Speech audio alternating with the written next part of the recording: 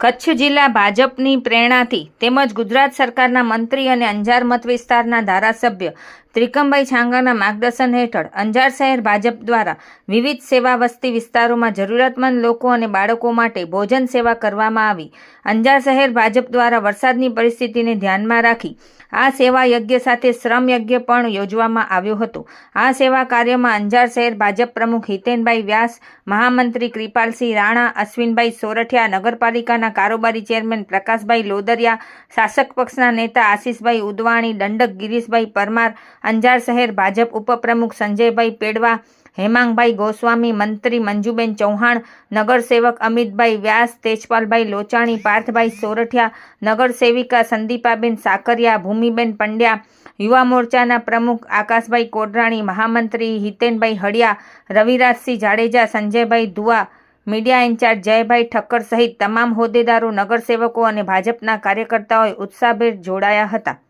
અંજાર શહેર ભાજપે આ કાર્ય માનવ સેવા એ જ પ્રથમ સેવાનો સુંદર સંદેશ આપવા માટે યોજવામાં આવ્યો હતો।